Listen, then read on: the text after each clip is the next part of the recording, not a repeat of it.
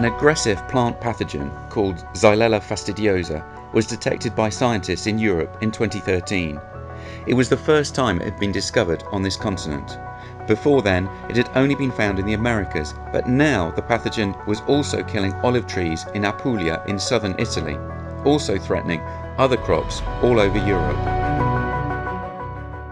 We were shocked when the first time we diagnosed the presence of Xylella fastidiosa in our diseased olive trees. We knew that this pest causes severe damages on grapevines in California and on citrus in Brazil, but we knew very little about how Xylella could attack plants in Europe, and even less on its potential impact on olives. So we had to build everything from new research program to gather knowledge on how to manage this pest in our region and in Europe.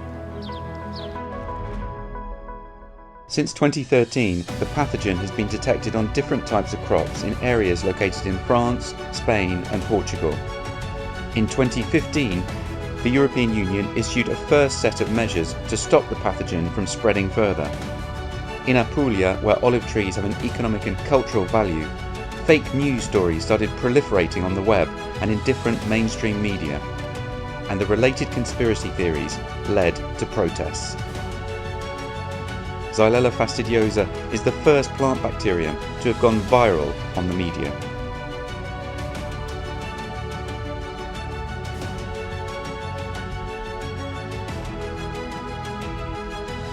It was overwhelming. Scientists were even blamed to spread the pathogen. So we had to tackle all of this and explain people the risks posed by this exotic pathogen and what was at the stake in economic and cultural terms. While scientists organised meetings with the population to debunk all the fake news that was swirling around, in 2014 and 2015, the European Union financed two major research projects called Ponte and XF Actors. Those projects of the program Horizon 2020, funded by the European Commission, are multidisciplinary projects where scientists from different disciplines, including plant pathologists, entomologists, epidemiologists, and very important social scientists and economists, work together to address the problem of Xylella fastidiosa outbreaks in Europe. As the COVID-19 situation illustrates quite well, epidemics are complex and need the collaboration and interaction of different disciplines working together. Thanks to the results of the EU-funded projects, today scientists have a much better understanding of their enemy and can propose low-impact measures to contain the pathogen. They've suggested techniques to control the population of the meadow spittlebug, which is the main vector of Xylella fastidiosa in Europe. These are techniques based on key findings related to the insect's feeding behaviour, life cycle, and the mating vibrations that it emits.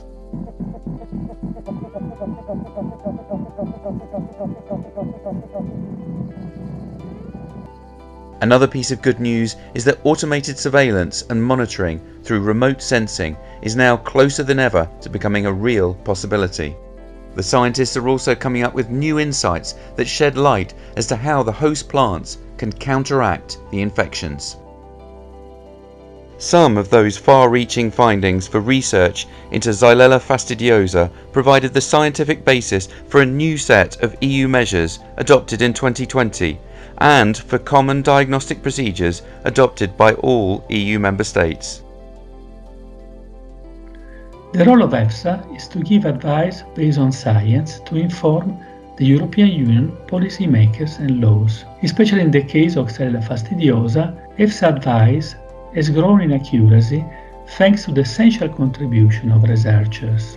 On this basis, the European Union proposed new measures to counteract the spread of this pest. Xylella fastidiosa is still an issue in Europe, but the Ponte and XF Actors projects mark the beginning of a new era for evidence-based policymaking relating to plant pathogens. The projects also help scientists with expertise in plant health carve out a new role for themselves in the public debate.